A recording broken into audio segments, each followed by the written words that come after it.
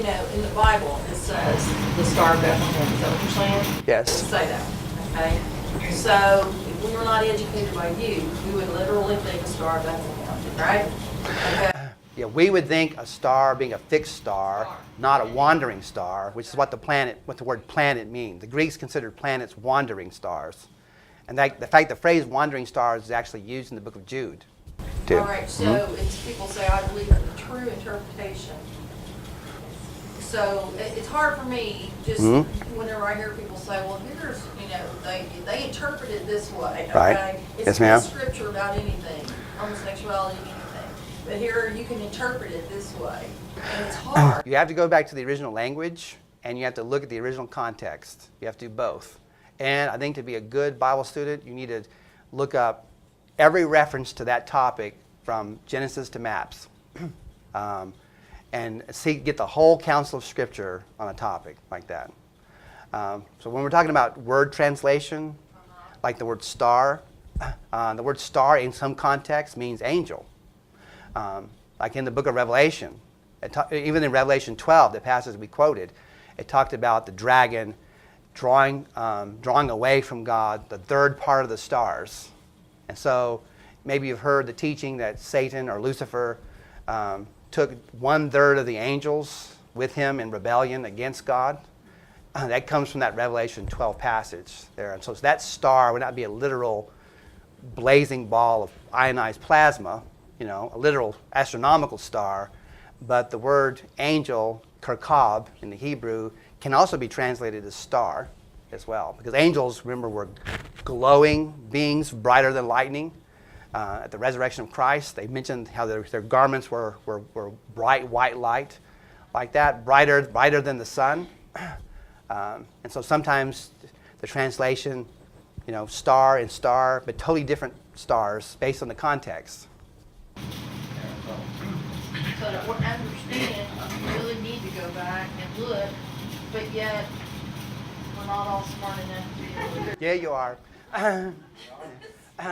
Yeah, we all need to be Bereans and check out what Scripture is really saying about that, and learn a little Hebrew, maybe learn a little Greek. Take out your concordance. There, I've asked 12th grade seniors, you know, how many of you know what a concordance is? And they think it's like the instrument. No, that's not it. So I can tell they don't do a lot of Bible study, in-depth Bible study, because they don't know basic Bible reference book there for Bible study. But yeah, we need to go back to the original language, because sometimes the English translations are pathetic. Like for instance, in the book of Genesis, on day 6 of creation, the 3 categories of land animals were beasts of the earth, cattle, and creeping thing. And the word cattle, we're going to think what? Cow, right? And we're going to our Gentile mind is going to restrict it to just cow, right? Which proves God was a Texan, right? No, the word cattle, there's the Hebrew word behemah, and it means blunt-toed, hooved beast. This means beast, basically with blunt toes or hooves, not with talons or claws. Okay? And so these were in anything from deer, elephant, cow, sauropod dinosaur, triceratops. Those are behemah, blunt-toed, hooved beasts. If you go back to day 5, it talks about the fowl of the air. We think of the word fowl or the word bird in the NIV there, and we're going to think feathered flyer, right? Feathered flyers. But the Hebrew word is oph, which means winged creature or flying creature, winged flyer. It's the literal translation, winged flyer. It does not limit it to just feathered flyers. So that would include all the flying reptiles, all the pterosaurs, Pteranodon, and the Texas pterosaur, which is Quetzalcoatlus, you know, that they have up there in the Perot Museum in Dallas. You know, the large winged reptile, pterosaur. That is considered fowl in the English translation. It's a very, very limited translation. Okay. We're grateful that they didn't translate behemoth as elephant, or hippopotamus, which is what the footnotes say in Job chapter 40. The word behemoth is the intensive feminine plural of behemah, the word translated cattle, back there in Genesis chapter 1. And so behemoth means not just beast, but beast of beasts. It's a superlative. It's beast of beasts. Better translation is most excellent beast there. And so, God is showing Job more than one, because OTH is a plural ending there, more than one of whatever behemoth was there. Here at the museum, I think we're all in agreement that Job was actually being given the privilege of seeing a massive herd of sauropod dinosaur there, the greatest land creature God ever made. In fact, in chapter 7, verse 17, it says he moves his tail like a cedar, right? Not just the twig, but the whole trunk there. If you look at elephant or hippo tail, you see just a little jump rope of a tail there, right? But God is comparing this tail to the largest tree, the cedars of Lebanon, that Job would have known anything about. And then we move on to verse 19 of Job 40.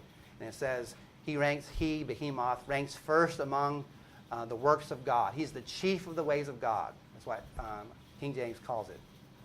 Well, which creature in the land, and you have to go to context also, not just the language, but the context is the end of chapter 38, all of chapter 39, and into chapter 40.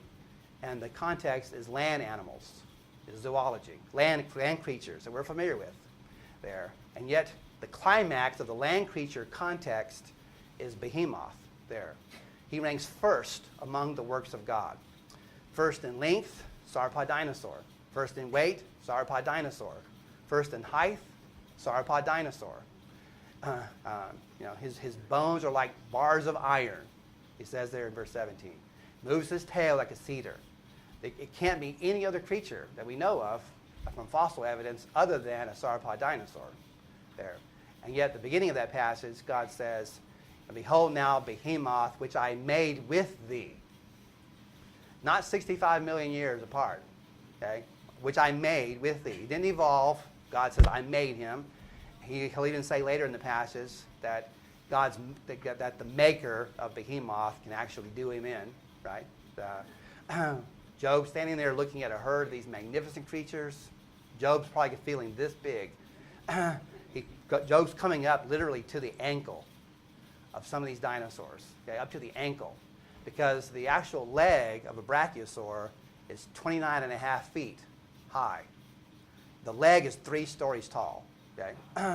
And so Job would have been about to the ankle of that creature, But God is saying, Job, are you questioning me? I'm the maker of this magnificent animal, Job is totally quiet. It's not until after Behemoth and Leviathan that Job basically breaks his silence there.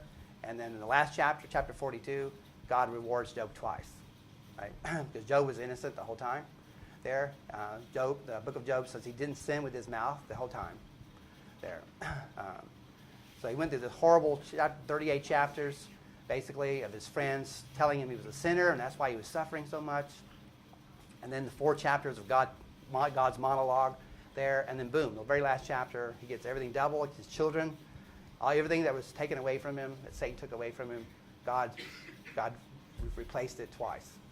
The original language is important, and the context equally important. Okay, so you just can't go by your English Bible. You have to do some digging. Okay, you got to do some word studies.